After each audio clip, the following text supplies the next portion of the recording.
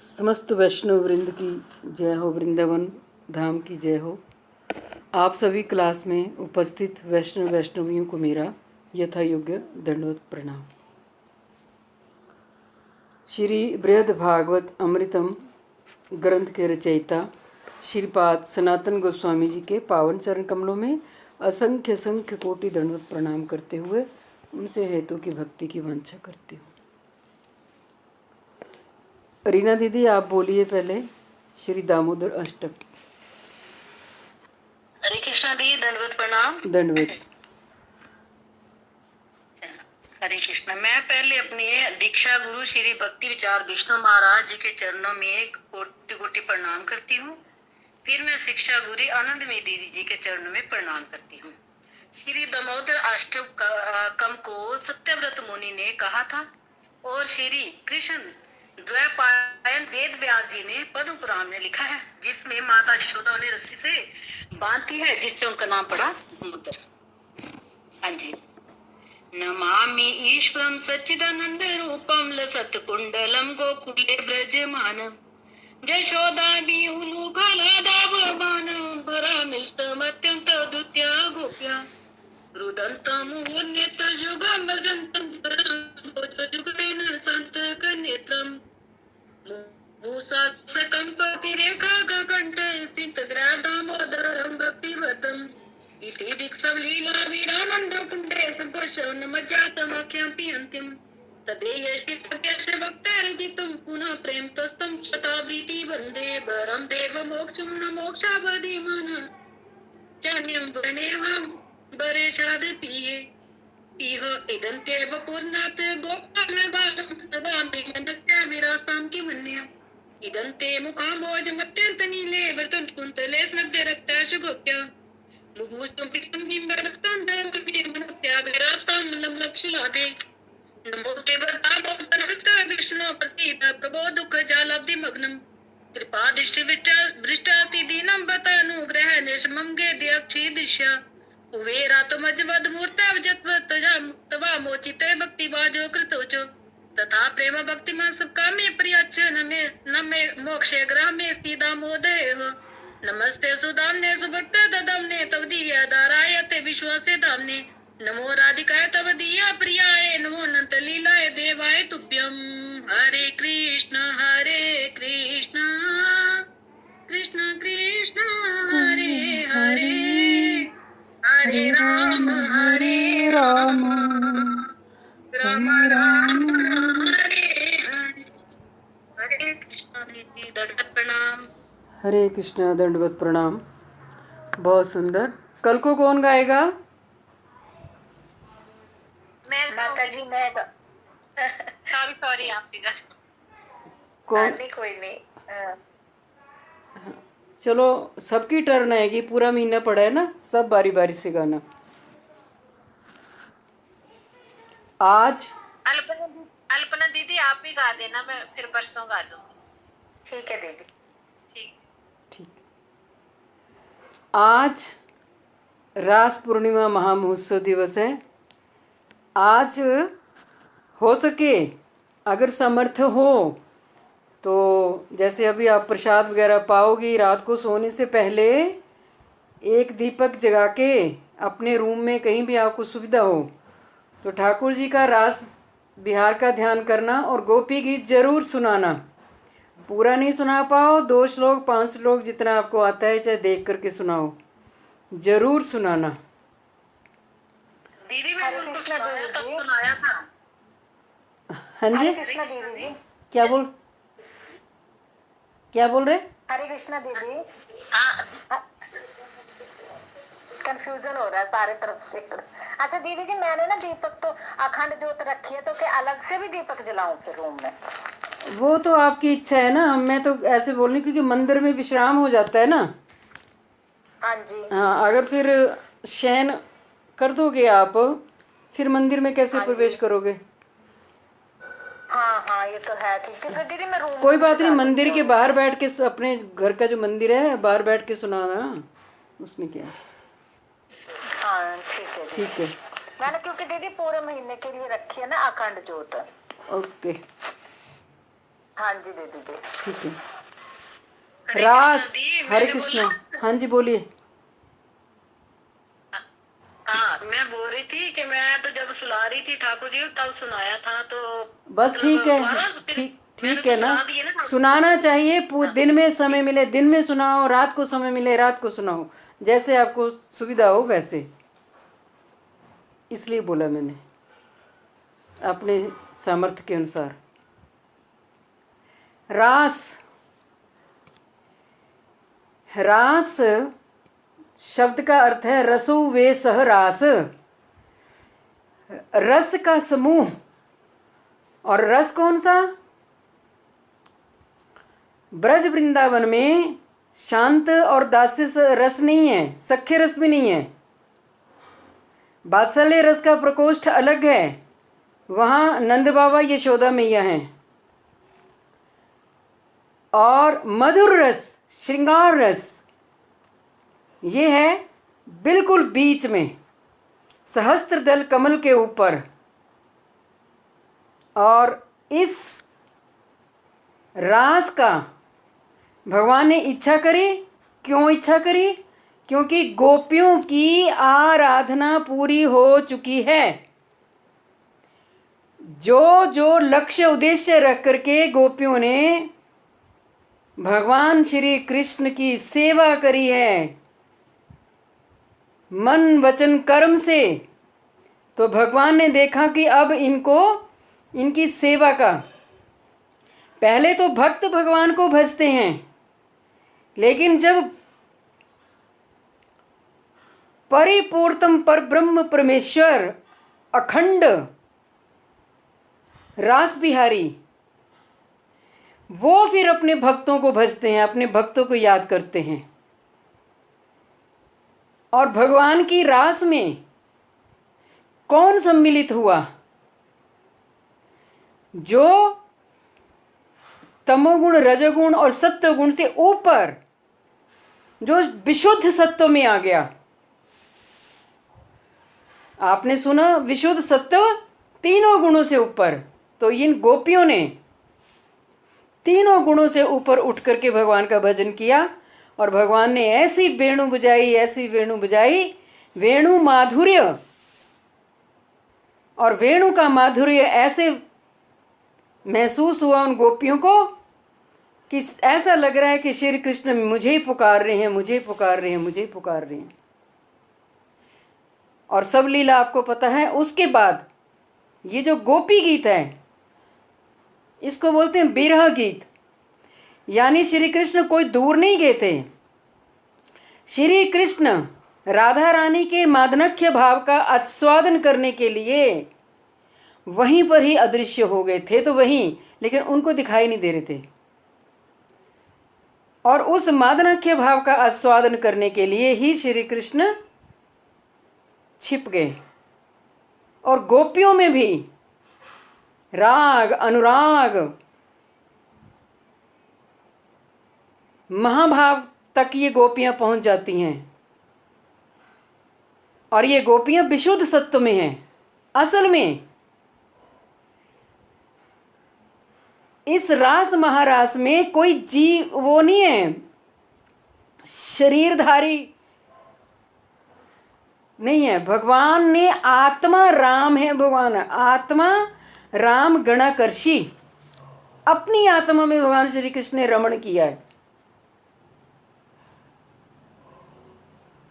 जैसे हम तटस्थ शक्ति के अंश हैं, तो हम कोई भगवान से अलग थोड़ी हैं। लेकिन माया के पर्दे, ऐसा पर्दा हमें पड़ गया कि हम अपना स्वरूप ही समझ नहीं पा रहे।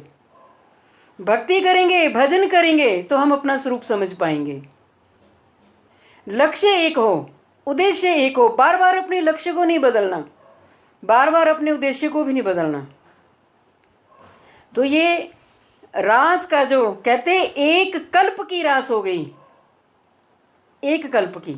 मैंने आज ग्रुप में डाला है, आप समझ लो कि एक कल्प कितना होता है। तो ये भगवान हरि अनंत, हरि कथा अनंता। हम अपनी सीमित बुद्धि से भगवान की महिमा को समझ नहीं पाएंगे। हम भगवान को समझेंगे शरणागत के बल पर, प्रेम के बल पर। शरणागति हमारी कच्ची होगी, कोमल होगी, श्रद्धा कोमल होगी तो हम समझ नहीं पाएंगे, हम स्लिप हो जाएंगे। तो ये रास, ऐसी रास रचो वृंदावन, है रे ही पायल की झनकार। ऐसी पायल की झनकार हुई उस ब्रज वृंदावन में, सबकी समाधि खुल गई। स्वर्ग लोक के जितने भी देवता थे वो अपने अपने पत्नियों के साथ विमानों पर बैठ करके उस दर्शन कर रही हैं, लेकिन नीचे नहीं उतर पा रहे। ब्रह्मा की समाधि, शिव की समाधि, नीचे के पृथ्वी लोक के जितने 14 ब्रह्मांडों में हलचल मच गई। ऐसी वेणु आज मेरे मन में क्या भाव आ रहा था जब ठाकुर जी की मैं सेवा कर रही थी कि हे भक्त वत्सल, आप इतनी तुच्छ सी सेवा में इतनी सुंदर लग रहे हो कि हमारे हृदय में वो रस समा नहीं रहा। जो कोई सच में आपका दर्शन कर लेता है उसकी क्या हालत होती होगी, वो कैसे आपको अपने इन नेत्रों से आपके उस रूप माधुर्य को, वेणु माधुर्य को, लीला माधुर्य को कैसे समाएगा। उसके लिए भी प्रिया जी का हमें बहुत बल चाहिए, तभी तो हम इन चीजों को अपने में समा सकते हैं ना, अपनी बुद्धि से नहीं, अपने तर्क से नहीं। और कहते हैं कि जो जीव अपने जीवन में कुछ ना आप कर पाओ ना, गोपी गीत ये विरह का गीत है, ऐसा विरह का गीत है जिससे भगवान को प्रकट होना ही पड़ा। तासाम भीर व्युशोरी स्मेयमान मुखाम्बुज, पीतांबर ध्रस रघवी साक्षात मनमत मनमत। ऐसे तो भगवान सुंदर हैं, लेकिन जब रास में जब भगवान प्रकट हुए तो कहते वो सौंदर्य साक्षात मनमथ मनमथ। वो ऐसा अलौकिक सौंदर्य था कि कामदेव के मन को मथने वाला, उससे भी मथने वाला सुंदर। और श्री कृष्ण कैसे प्रकट हुए? दोनों हाथों से अपने पीतांबर को पकड़ रखा है और एक अपराधी की तरह ऐसा लावण्य, ऐसा लावण्य श्री कृष्ण के मुखार बिंद से, और ऐसा प्रकाश हो गया वहां पर। पीतांबर ध्रस, ये पीतांबर क्या है? ये पीतांबर है प्रिया जी का अंग कांति। राधा रानी पीत वर्ण है ना, ये पीतांबर है राधा जी की अंग कांति। जैसे ही भगवान प्रकट हुए, कोई गोपी तिरछे नेत्रों से निहार रही है, कोई गोपी अपने होंठ चबा रही है, कोई गोपी अपने श्री कृष्ण के कंधे पर अपनी भुजा रख रही है, कोई गोपी अपनी चुनरी ही बिछा दे रही है। यहाँ बैठिए, यहाँ बैठिए। और सोचो, उन गोपियों को ऐसा लग रहा था जैसे ना जाने कितनी शीतलता। और जो प्रिया जी के शरणागत होकर के, प्रिया जी गुरु हैं सब गोपियों में, प्रिया जी गुरु हैं, सबकी गुरु हैं। और ये प्रेम की ध्वजा हैं गोपियां। तो हमें भी, हम इस जन्म में तो इतना तो कम से कम करें कि हम शुद्ध भजन में अग्रसर हो जाएं और अपने हृदय में, हमारे हृदय में भाव आए। एक एक श्लोक, एक एक श्लोक में इतना रस है, इतना रस है कि हमारा हृदय तो है ही छोटा सा, छोटा सा हृदय हमारा, उसमें इतना विशाल रस कहाँ से आएगा, कहाँ समा जाएगा। पहला श्लोक बोला ही चंद्रावली ने है और 9वां श्लोक प्रिया जी ने बोला है और 19वां श्लोक भी। यत्ते सुजात चरणाम्बरुह स्तनेषु भीतः शने प्रियः दधिमहि कर्कशेषु तेनाटविमटसि तद् व्यस्तेन किंस्वित् कूर्पाधिर्भ्रमति दीर्घवदायुषां नः। यत्ते सुजात चरणम्बरुहस्तनेषु, हे प्यारे, हम आपको अपने हृदय पर बहुत धीरे से विराजमान कर रही हैं। क्यों? क्योंकि हमारे जो स्तन हैं वो कठोर हैं। आपके चरण कमल इतने सुकोमल, हम डर रही हैं कि हमारे स्तन कठोर होने की वजह से आपके चरण कमलों में कोई पीड़ा ना हो जाए।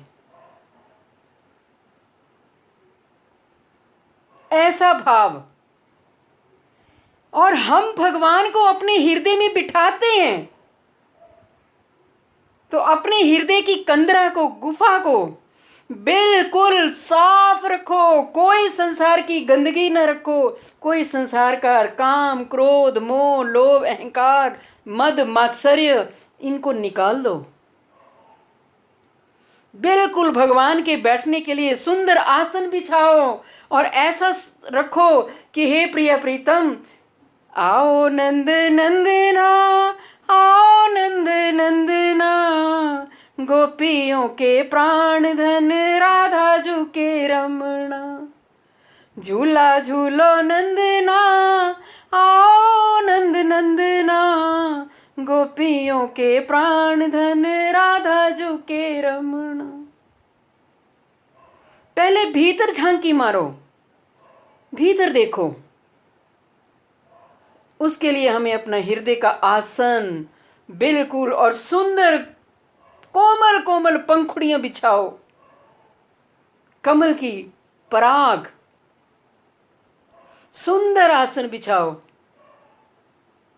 और रूप मंजरी से, नैन मणि मंजरी से, कमल मंजरी से प्रार्थना करो। ये गुरुवर्ग है ना हमारे, हम अपने गुरुदेव से प्रार्थना करेंगे, गुरुदेव मुझ में तो योग्यता नहीं है, आप ही मेरा बल बढ़ाओ, आप ही मुझे योग्यता प्रदान करो। तो ऐसा आज भाव भरने की रात्रि है। जब तक हो इन भावों को भरो। और गौड़ी वैष्णव संप्रदाय में 3 ही पूर्णिमा बहुत महत्व है, जैसे गौर पूर्णिमा, रास पूर्णिमा। आज के दिन जो हम आराधना करेंगे, आज के दिन जो हम भाव भरेंगे, आज के दिन जो हम सेवा के लिए सोचेंगे, भगवान कोई दूर है क्या? दूर नहीं है। हमारे हृदय में हमारे भावों को साक्षी के रूप में देखते हैं। करो, अच्छे से सेवा करो। कभी इत्र सेवा करो, कभी पुष्प सेवा करो, कभी सफ़ेद सफ़ेद व्यंजन की सेवा करो। आज पीठ खाली नहीं रखनी है। आज पीठ पे कोई ना कोई सफ़ेद चीज़ होनी चाहिए। अब जिन्होंने शयन करा दिया तो कोई बात नहीं, लेकिन पीठ खाली नहीं रखते। क्या पता श्याम सुंदर अपनी सखियों साथ, प्रिया जी के साथ आ जाएं। पीठ मतलब, हरे कृष्णा माता जी, पीठ मतलब, पीठ का मतलब होता है जो हमारा मंदिर होता है ना, मंदिर में जहाँ हम भोग लगाते हैं उसको पीठ बोलते हैं। तो मंदिर में ठाकुर जी को कुछ ना हो तो मिश्री रख दो। वैसे भी रात को ठाकुर जी की पीठ खाली नहीं रखनी चाहिए, कुछ ना कुछ रखना चाहिए। कुछ ना हो तो मिश्री ही रख दो। पीठ खाली नहीं रखते। जल का गिलास और कुछ ना कुछ पीठ में रखना चाहिए। और आज तो सफ़ेद चीज़ का भोग लगे। आइए कथा में प्रवेश करते हैं। आज पेज नंबर 103, श्लोक नंबर 63।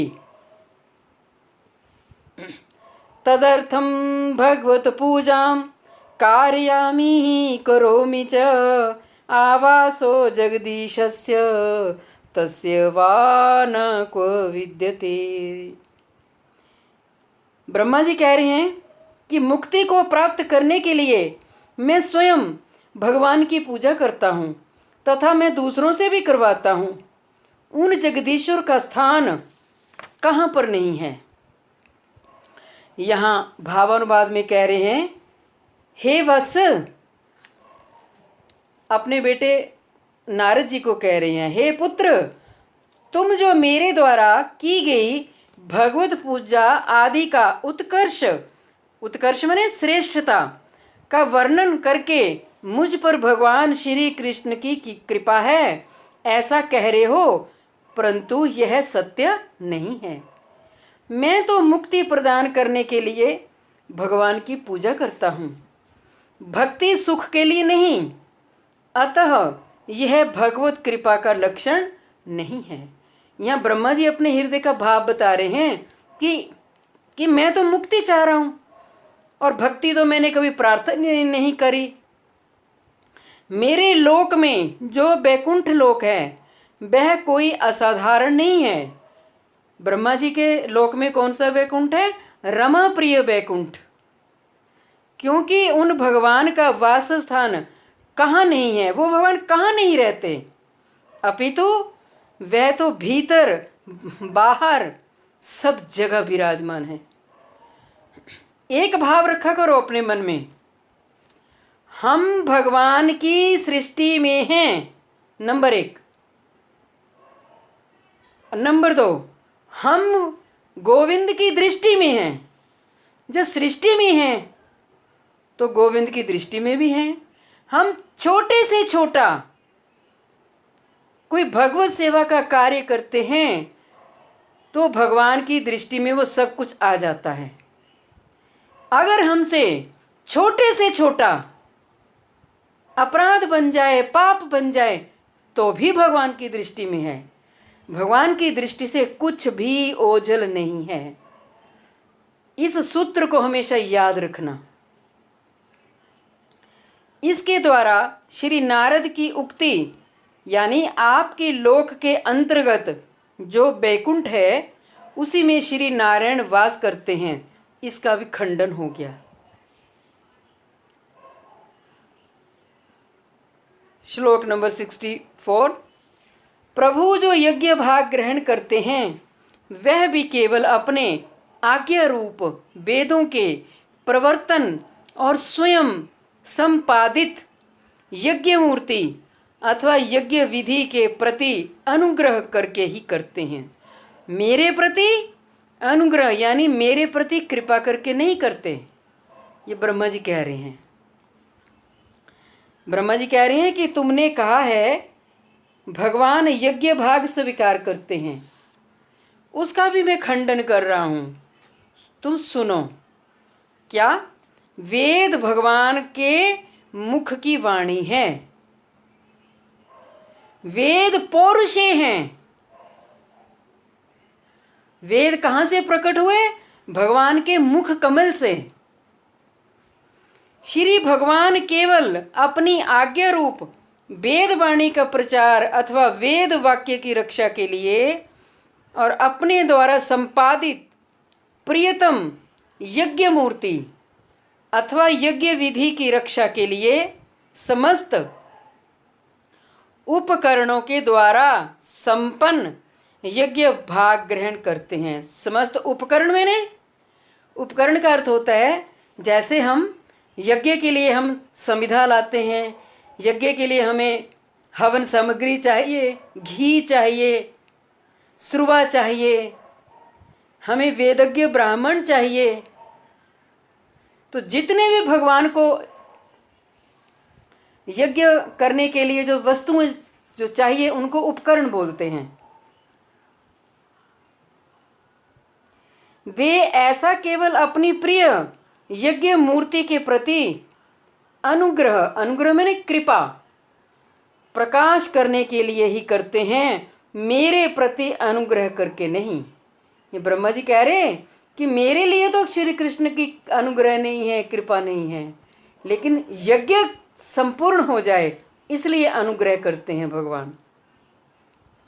अर्थात मेरे प्रति वात्सल्य प्रकाश करने के लिए या यजमानों की भक्ति के वश होकर के वे यज्ञ भाग ग्रहण नहीं करते हैं। ये ब्रह्मा जी की अनुभूति है। ब्रह्मा जी के लोक में जो हो रहा है ना, भगवान यहाँ उनकी अनुभूति के बारे में बता रहे। अहो, अहो है आश्चर्य में शब्द है अहो। विचार आचार्य भगवान श्री कृष्ण केवल भक्ति प्रिय हैं। वे केवल अपने भक्तों के प्रति कृपा करते हैं, अभक्तों पर नहीं करते। श्री ब्रह्मा ने कहा अहो, वस्तु तो यह बहुत उपहास पूर्वक और आश्चर्ययुक्त वाक्य है। तुम तो बहुत बड़े विचारक हो, श्लेष अर्थ यानी तुम कुछ भी नहीं समझते हो, इसीलिए प्रशंसा कर रहे हो। श्री भगवान को एकमात्र भक्ति प्रिय समझना चाहिए। यहाँ हमें इशारा मिल गया, अगर हमें भगवान को प्रसन्न करना है, भगवान द्रव्यों के द्वारा प्रसन्न नहीं होते। हम 1 किलो बर्फी का भोग लगाएंगे तो क्या भगवान हमारे वश में हो जाएंगे? 10 किलो बर्फी का भी भोग लगा दो, भाव ही ना हमारा अच्छा हो, शुद्धि भाव ही ना हो, तो क्वांटिटी नहीं देखते भगवान, क्वालिटी देखते हैं। तुम्हारा भाव क्या है? पत्रम पुष्पम फलम तोयम यो मे भक्त्या पृच्छति तत अहम भक्त्या उपहर्त अश्नामि प्रियतात आत्मनः। अर्जुन, जो प्रेम से मुझे पत्र, तुलसी का पत्ता, पुष्प, फल, जल कोई भी मुझे अर्पण करता है, उस शुद्ध हृदय वाले भक्त के द्वारा प्रियत आत्मनः मैं उस चीज को स्वीकार कर लेता हूं। यहाँ भगवान ने कोई हमें कंडीशन नहीं रखी है, कुछ भी नहीं है। तुम्हारे पास जल है, तुम जल का भोग लगा दो, तुलसी पत्र लगा दो। भाव होना चाहिए। भाव का भूखा हूं मैं, भाव ही एक सार है। भाव से जो भजता मुझको, भव से बेड़ा पार है। बस शुद्ध भाव होना चाहिए, कपट नहीं, छल नहीं, दंभ नहीं। जब हम सेवा करें तो सेवा का भाव हो, जो हमारे पास वस्तु हो बस शुद्ध हृदय होना चाहिए, कोई दिखावा नहीं। केवला भक्ति से ही मैं साधुओं के द्वारा जाना जाता हूं। केवला भक्ति, ओनली भगवान के प्रति सरेंडर, यही उनके श्री मुख की वाणी है। अतएव भगवान अपने भक्तों के प्रति ही कृपा का विस्तार करते हैं।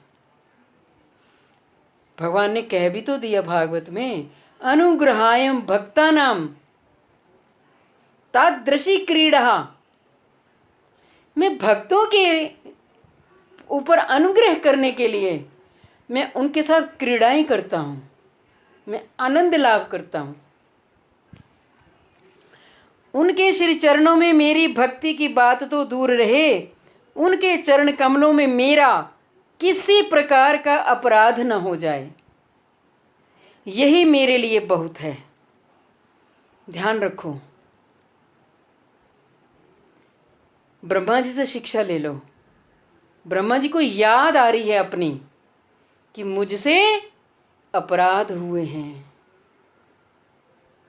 और हमें भी, हमें भगवान के पास जाना है, भगवान की सेवा अधिकार को प्राप्त करना है। तो सबसे बड़ा अपराध वैष्णव अपराध, किसी का दिल दुखाना, किसी को जलील करना, किसी की भक्ति को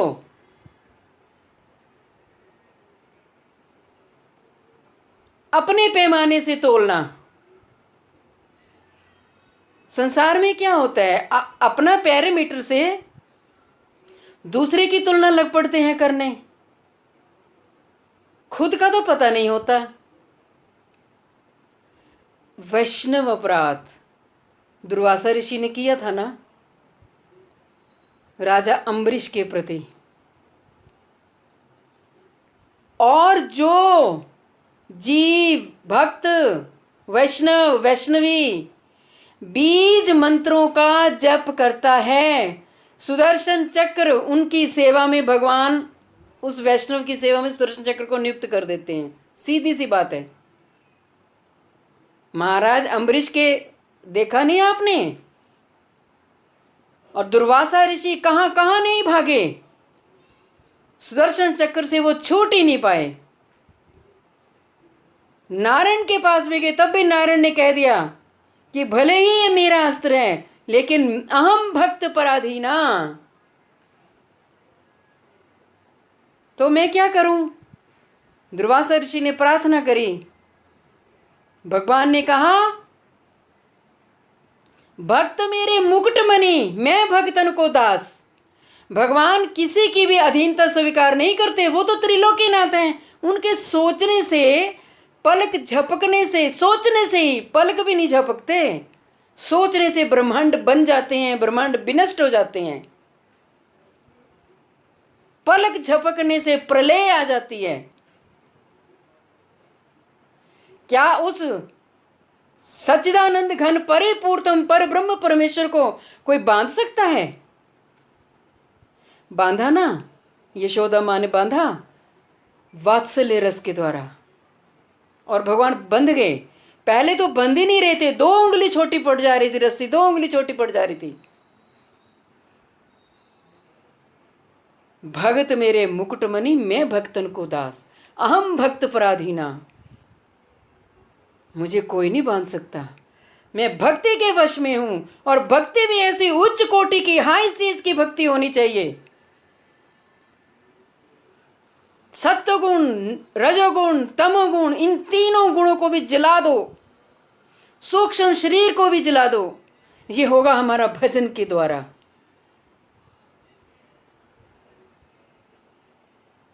और ये तभी हमें फल देगा जब हम किसी वैष्णव के दिल को दुखाएंगे नहीं, निंदा नहीं करेंगे।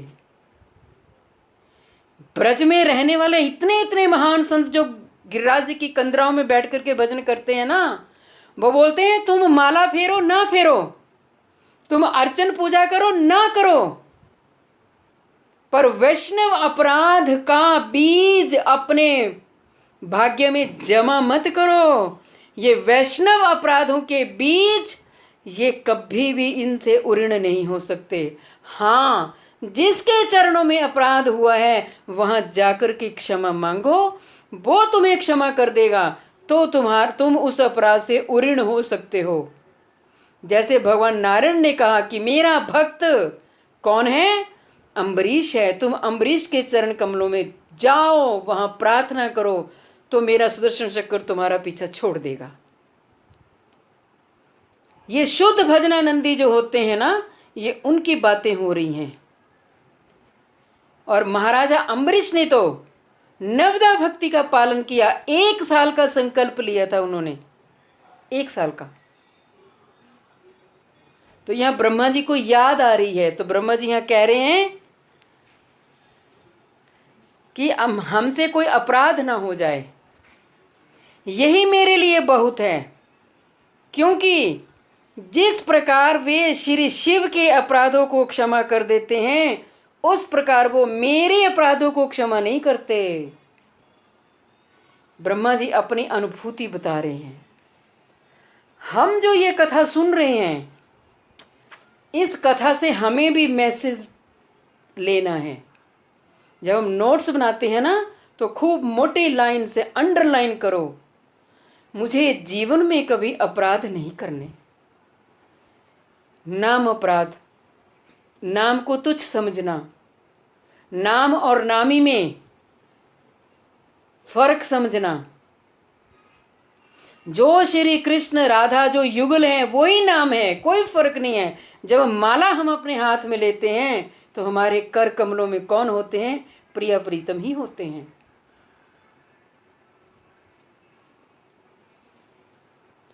यहाँ बता रहे कि भक्ति की बात तो दूर रहे, मैं तो इसी को बहुत समझता हूँ कि मेरा उनके श्री चरणों में कोई अपराध ना हो जाए। यदि कहो कि भगवान आपके अपराध को ग्रहण नहीं करते तो इसलिए कह रहे हैं कि तुम ऐसा नहीं कह सकते, क्योंकि वे जिस प्रकार श्री शिव के अपराधों को क्षमा करते हैं उस प्रकार से मेरे अपराधों को क्षमा नहीं करते। ब्रह्मा जी अपनी बात कह रहे हैं। आगे बता रहे ब्रह्मा जी, दुष्ट हिरण्यकशिपु मुझसे वर प्राप्त करके सभी लोगों को दुख देने लगा और वैष्णवों से द्रोह करने लगा। भगवान श्री नारायण ने जब श्री नरसिंह रूप में प्रकट होकर उसका संहार किया, तब मैं उनके भीषण रूप के दर्शन करके भयभीत हो गया। जब नरसिंह भगवान का वो रौद्र रूप देखा तो वहां उस सभा में ब्रह्मा जी भी थे, शिव जी भी थे, यम कुबेर सब अपनी अपनी पत्नियों सहित, यहां तक कि नरसिंह भगवान की पत्नी लक्ष्मी जी भी थीं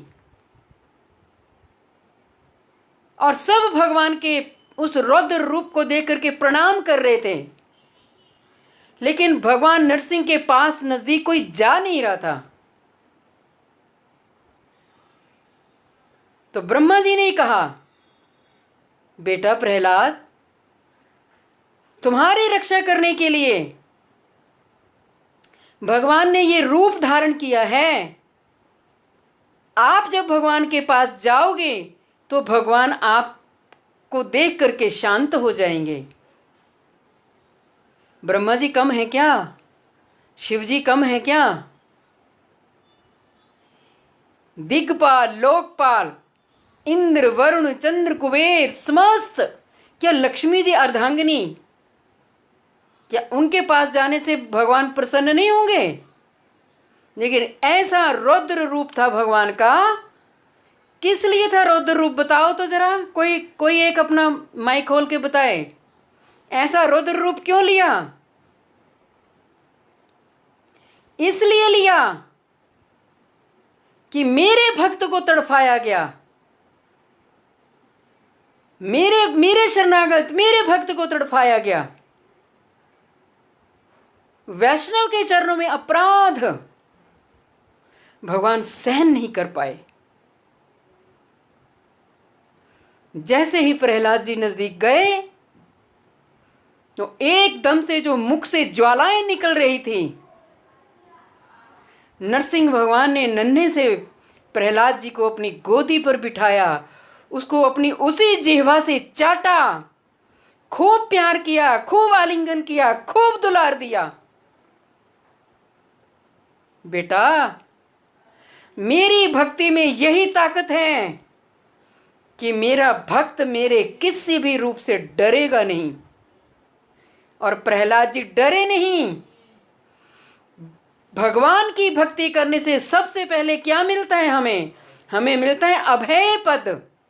लिखो इस पॉइंट को। कैसा अभय पद? हम संसार की विपत्तियों से, संसार के लोगों से, संसारिक दुखों से वो भक्त नहीं डरता।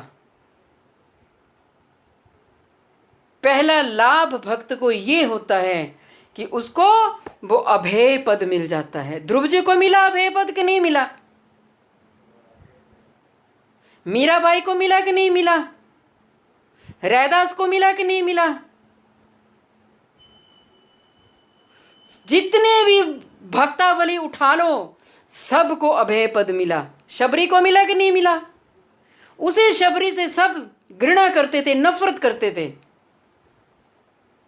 लेकिन गुरु के वाक्य पर अडिग रही। शबरी ने भगवान के साथ वार्तालाप किया। प्रभु इस दंडकारण्य में इतने ऋषियों की कुटिया है, आप किसी की भी के ऋषि के पास दर्शन देने नहीं गए? एक मैं छोटी शबर शबर जात की, भील जात की मैं स्त्री हूं।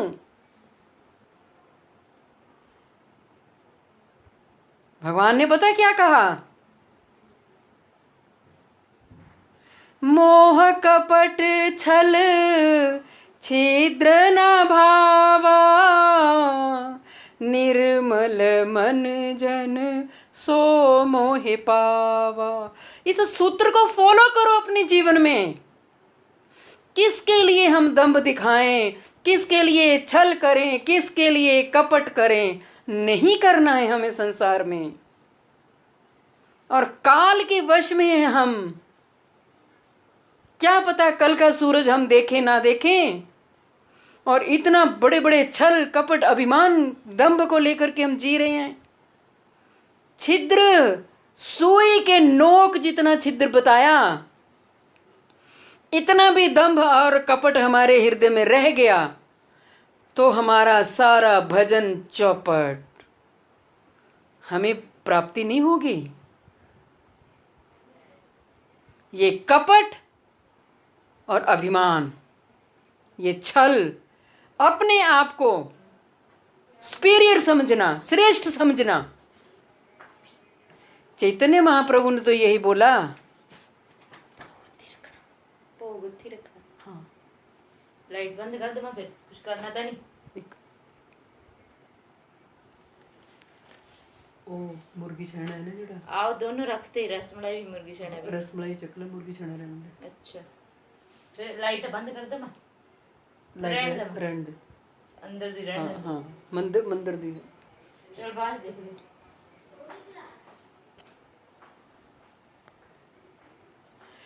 अगर हम हरि कथा सुनते हैं, ये त्रेता युग की बात है ना, फिर द्वापर युग आ गया, और त्रेता युग में हम सुन रहे हैं, ये ना जाने कौन से कल्प में, कौन हर एक कल्प में, हर एक ब्रह्मांड में ये लीला चल रही है। अलात चक्र लीला चलती है। इस लीला को विश्राम नहीं है। मत करो।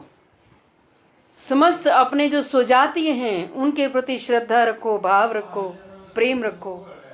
नहीं आता समझ, कोई विचार नहीं आ रहा, आपस में पूछो। मुझे भी सेवा का मौका दो। आपको कोई, आपके मन में कोई प्रश्न हो, आप मुझे वॉइस मैसेज डाल दो।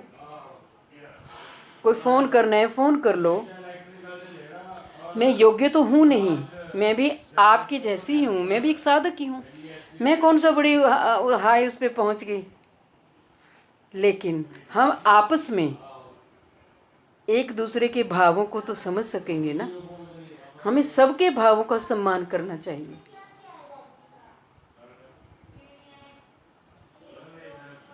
वो जो 4-5 दिन पहले इंसिडेंट हुआ ना, फिर जिसने मतलब गुरुदेव के साथ जो शिकायत लगाई, फिर उसी का मेरे को फ़ोन आ गया। वो चंडीगढ़ से था लड़का, है हमारे गुरुदेव का शिष्य, लेकिन नादान। और जब मैंने उसको पूछा, मैंने कहा तेरे मन में कोई डाउट था तो मुझसे बात करता ना। अगर मुझसे तो सेटिस्फाई नहीं होता तो फिर गुरुदेव से पूछता। चलो, गुरुदेव ने आपकी शंका का समाधान कर दिया, वो भी अच्छी बात है। पर मैंने उसको ऐसे पूछा, मैंने कहा मुझे ये बताओ कि वैसे पूछ लिया मजाक में, कि जो आप काम बीज मंत्र का जप करते हो उसका अर्थ बताओ। तो बंधुओं, वो क्या कहने लगा लड़का, वैष्णव, मुझे नहीं मालूम। मुझे ना बड़ा एक किस्म से दया जैसी आ गई उसके ऊपर। फिर मैंने फिर पूछा, मैंने कहा गोपाल बीज मंत्र का ही बता दो। कहते वो भी नहीं पता। मैंने कहा बीज मंत्र का अर्थ ही बता दो, जो बीज लगा आगे। कहते वो भी नहीं पता। फिर मैंने कहा भैया बात ऐसे कि तुम्हें 5 साल 6 साल या 7-8 साल हो गए होंगे, तो क्या कभी तुमने गुरुजी से जिज्ञासा नहीं करी गुरुजी से जिज्ञासा कर लेता, पूछ लेता, मुझे भी तो कई सालों से जान रहा है, लेकिन आनंदमयी मैया को तूने फटाफट से कैच कर लिया। अच्छी बात है, मुझे खुशी हुई। पर वो बार बार फिर मेरे को यही डाउट कर रहा था। मैंने कहा मैं विचलित होने वाले में से नहीं हूँ। गुरुदेव की असीम कृपा, वैष्णवों की, वैष्णवियों की, मेरे जीवन में बहुत शिक्षा गुरु हैं, मुझ पर सबकी कृपा है। लेकिन बात वही है ना कि हमें स्वजातीय का संग करके अगर हमें कोई संशय हो, कोई शंका हो, अब कांटा मेरा यहाँ चुभा है, निकालूंगी मैं दिल्ली जा कर के, तो वो नहीं निकलेगा ना। जहाँ कांटा चुभा होता है वही निकलता है। तो ये हमारी साधना का स्तर होता है। हम साधक हैं ना, हम धीरे धीरे धीरे धीरे देखो, हमें प्रेम के स्तर तक पहुंचना है। जब प्रेमा भक्ति में आ गए, भाव भक्ति में आ गए, फिर हमें उससे आगे का स्तर लेना है। उसके आगे के स्तर जो हैं वो इतने दुर्लभ हैं और इतने सुंदर स्तर हैं। उसके सुंदर स्तरों में अगर लेवल में अगर हम पहुंच गए, अरे इस मनुष्य जीवन में नहीं करेंगे हम साधना तो कब करेंगे? अगर गैया का जीवन मिलेगा तब कर लेंगे? नहीं, जल्दी जल्दी हमें खरगोश की चाल की तरह भागना है। हमें ये भी समझ लेना है, ये भी करना है, ये भी करना है, ये रह गया, ये नहीं हुआ, ये नहीं। ऐसी उत्तेजना हमारे भजन में होनी चाहिए। दीदी हमें भी बताना क्लीम बीज का मंत्र और वो का मंत्र, वो हमें भी नहीं पता। अच्छा ठीक है। हाँ, उन मंत्रों का। ये मंत्र ही तो हमें वो चीज देंगे। एक बीज में पेड़ बनने की क्षमता होती है। पेड़ होते हैं बीज में, लेकिन बीज में पेड़ दिखाई नहीं देता, और पेड़ है तुम नकार नहीं सकते। उसी पेड़ में प्रेम का फल लगेगा, सब कुछ है। पर बात वही है ना कि हम दूसरों में दोष तो जल्दी जल्दी देख लेंगे। फिर मुझे हैरानी हो रही थी। मैंने कहा भैया, क्लास में सबने हरी कथा सुनी, सबको बुरा नहीं लगा, तुझे बुरा कैसे लग गया? वो फिर भी अपना अपराध मान नहीं रहा था कि मुझसे गलती होगी। मैं कोई बात नहीं, अब गुरुजी से तेरा समाधान हो गया, अच्छी बात है। तो बात यही है कि सबका पैरामीटर अलग अलग है। हमें दूसरे को नहीं जज करना, हमें खुद को देखना है कि मैं कहाँ बैठा हूँ, कहाँ बैठी हूँ। मैंने अभी क्या चलना शुरू कर दिया? मेरी चाल कछुए के जैसी है या खरगोश के जैसी है? यही आप कथा में सुन रहे हो ना। ब्रह्मा जी क्या कह रहे हैं कि शिव जी के अपराध तो खत्म कर दिए, मेरे अपराध खत्म नहीं किए। और सुनो क्या कह रहे हैं। मैंने सपरिवार दूर खड़े होकर ही भगवान की विविध प्रकार से स्तव स्तुति की, परंतु भगवान ने कटाक्ष द्वारा भी मेरा आदर नहीं किया। ये ब्रह्मा जी वहां थे प्रेजेंट। अपितु श्री प्रहलाद के स्तव से वे शीघ्र ही प्रसन्न हो गए। जैसे ही प्रहलाद जी ने स्तुति की और भगवान नरसिंह देव एकदम से प्रसन्न हो गए। भगवान ने कहा, प्रहलाद मुझसे मांग ले, मैं सब कुछ देने में समर्थ हूं। प्रहलाद जी ने कहा, प्रभु मैं आपसे बदले में कुछ मांगूं तो मैं तो बनिया हुआ ना, क्योंकि बनिया सौदेबाजी करता है। मैं आपका भजन करूं, आपकी भक्ति करूं और बदले में मैं आपसे कुछ मांगूं? अगर आप मुझे कुछ देना ही चाहते हो तो ये दीजिए कि कभी कुछ मांगने की मुझ में इच्छा ही ना हो। ये सूत्र है प्रहलाद जी का। और हम भगवान से ना जाने क्या क्या, कितनी लंबी लंबी हमारी डिमांड होती है। मत मांगो। वो गोविंद कैसा है? बिनु पग चले ही सुने ही बिनु काना, कर बिनु कर्म करे ही विधि नाना। वो ऐसा है। उसको सुनने के लिए, वो तो चींटी के पाँव में घुंघरू बांध दो ना, तो घुंघरू की आवाज भी सुन लेगा वो। हमारी नहीं सुनेगा। हम सोच कह रहे हैं, थॉट्स क्या है हमारे, ये भी गोविंद को पता है। मत मांगो जन्म जन्म रति राम पद, ये है वरदान मांगो। जन्म जन्म हमारे आपके चरणों में मेरी रति हो, मेरी मति हो, मेरी गति हो, मुझे सेवा का अधिकार मिले, ये मांगो। क्यों इस जड़ संसार में, नश्वर संसार में बार बार आओगे? क्या रखा है इस संसार में? कोई एक भी आपको जीव आत्मा नहीं कहेगा कि भैया मैं सुखी हूं। ये माया की जेल है, हम इस जेल में पड़े हैं, तड़फते हैं, और उसके ऊपर भी हमें महामाया ने ऐसी कृपा कर दी कि हमें भगवान भक्त उन्मुखी, भगवान की भक्ति को उन्मुख कर दिया। भगवान की ओर हमारा मुख हो गया, भक्ति की ओर मुख। सुकृति उन्मुखी, सुकृति होंगी आज अनेकों जन्मों की, तो हमें भक्ति उन्मुखी, भक्ति की ओर हम अग्रसर हो गए। नहीं तो हम भी खा पी के सो रहे होते, ये श्रवण भक्ति का पालन ना हम करते। ये चित्रगुप्त रोज लिख रहा है, जो हम क्लास सुन रहे हैं, रोज वहां डायरी पे हम सब की हाजिरी लग रही है, रोज। तद उपरांत जब उनकी कृपा से प्रहलाद जी का राज्य अभिषेक समाप्त हुआ, तब मैं धीरे धीरे प्रभु के निकट उपस्थित हुआ और उन्होंने क्रोध से भरकर मुझे ये आदेश दिया, ब्रह्मन यानी ब्रह्मा, तुम फिर कभी भी असुरों को इस प्रकार का वर मत देना। तो भी मैंने रावण आदि असुरों को वर प्रदान किया। हाय, रावण ने जो घृणित कार्य किए उनका अपनी जिह्वा द्वारा कौन वर्णन कर सकता है। हिरण्यकशिपु को वर दे दिया, और अगले साल 2026 में, शायद जून में पुरुषोत्तम मास आएगा, अधिक मास। ये 3 सालों में से 400 पल पल पल पल पल पल चुरा करके भगवान ने एक अधिक मास बना दिया। कौन सी ऐसी समस्या है जिसके पास भगवान का इलाज नहीं है, हल नहीं है? भगवान ने वो हल भी निकाल दिया।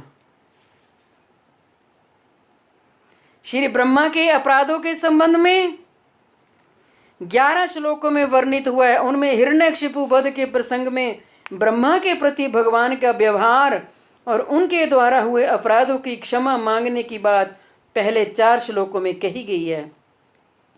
इनमें से पहले श्लोक में हिरण्यकशिपु के संहार का कारण बतलाकर अपने अपराध की बात कहकर पश्चाताप भगवान के श्री चरण कमलों की कृपा प्राप्ति के लिए अपनी अयोग्यता प्रदर्शित कर रहे हैं। उन्होंने कटाक्ष द्वारा भी मेरा आदर नहीं किया। यानी तिरछी नजर से नरसिंह भगवान ने देखा ब्रह्मा जी की ओर और नाराज हो गए कि तुम ऐसे वर देते हो। और ये हिरण्यकशिपु, ये कोई साधारण भी नहीं था, ये भगवान का द्वारपाल था। ये भगवान की शक्तियों से ओतप्रोत था, लैस था, तभी तो इतनी तपस्या कर पाया, इसकी बामी बन गई। अणिमा, महिमा, गरिमा, लिद्धि, प्राप्तव्य, इशितव्य, ये समस्त के समस्त रिद्धियां सिद्धियां इन द्वारपालों के पास होती हैं। एक इसकी क्या बोलते हैं, गुह्य कारण वो ये है कि एक शरीर से तो ये बार बार जन्म ले रहे थे। हिरण्यकशिपु हिरण्याक्ष बने, है ना, दंतवक्र शिशुपाल बने, रावण कुंभकर्ण बने, फिर जगाई मधाई बने, और एक अपने स्वरूप से शक्ति से वहां द्वारपाल भी थे। ये जीव गोस्वामी जी ने इस सिद्धांत को लिखा है। ये लिखा है प्रीति संदर्भ में, जो षड संदर्भ ग्रंथ है। तभी बोलते हैं ग्रंथों को पढ़ो, बड़ी जानकारी है ग्रंथों में। तो यहाँ कह रहे हैं कि ब्रह्मा जी ने कह रहे हैं कि मुझे तिरछी नजरों से नरसिंह भगवान ने देखा कि भगवान का ऐसा व्यवहार और ऐसे वचन उन्हें क्षमा ना करने का ही लक्षण है। तदनंतर उनकी कृपा से श्री प्रहलाद महाराज का अभिषेक संपन्न हुआ और वे प्रहलाद के प्रति शीघ्र ही प्रसन्न हुए। ये देखकर मैंने विचार किया कि अब भगवान प्रसन्न हो गए हैं और मेरे प्रति भी अनुग्रह करेंगे। ये विचार करके जब मैं धीरे धीरे चलकर उनके समीप उपस्थित हुआ, तब वे अपने भक्त श्री प्रहलाद के प्रति हिरण्यकशिपु के द्रोह आचरण को स्मरण करके और मेरे द्वारा प्रदान किया गया वर ही उसका कारण है, ऐसा जानकर क्रोधपूर्वक मुझे आदेश देने लगे। नरसिंह भगवान ने कहा, अहो ब्राह्मण, तुम फिर कभी भी किसी असुर को ऐसा वर मत देना। इस प्रकार अन्य प्रसंग में भी कहा गया है, हे ब्राह्मण, तुम मेरे नाभि कमल से आविर्भूत हुए हो, इसलिए मैं तुम्हें कोई दंड नहीं दे रहा हूं। यह पद्म योनि शब्द का गूढ़ अर्थ है। पद्म मैंने कमल, कमल से जो श्री ब्रह्मा का आविर्भाव हुआ। दुष्टों को वर प्रदान किया। रावण ने श्री सीता देवी का हरण इत्यादि जो सब घृणित कार्य किया, उसको अपने मुख से कौन वर्णन कर सकता है। इस प्रकार अति दुष्ट हिरण्यकशिपु और रावण जैसे असुरगण मुझसे वर प्राप्त करके सभी लोगों को पीड़ा देते हैं और वैष्णवों से द्रोह करते हैं। उनके द्वारा की गई दुष्टता मेरे अपराध का कारण बन जाती है। ब्रह्मा जी को यह महसूस हो रहा है कि ये असुर लोग बड़ी बड़ी तपस्या करते हैं, मुझे प्रसन्न कर लेते हैं और ऐसा वर मुझसे मांग लेते हैं। इन असुरों ने, कभी सुने आपने इन असुरों ने कोई नारायण की पूजा की हो, नारायण को रिझाया हो? नहीं, ये ब्रह्मा जी से ही वर मांगते हैं। तो ये असुर जो हैं ये घोर तमोगुणी होते हैं। इनमें इतना तमोगुण भरा होता है, हिंसक वृत्ति के। ये वर प्राप्त करेंगे, उनका उद्देश्य भी हिंसा ही छिपा होगा, दुख देंगे, कष्ट देंगे। तो वांछा कल्पतरुभ्यश्च कृपा सिंधुभ्य एव च पतितानां पावनेभ्यो वैष्णवेभ्यो नमो नमः। निताई गौर प्रेमानंदे हरि हरि।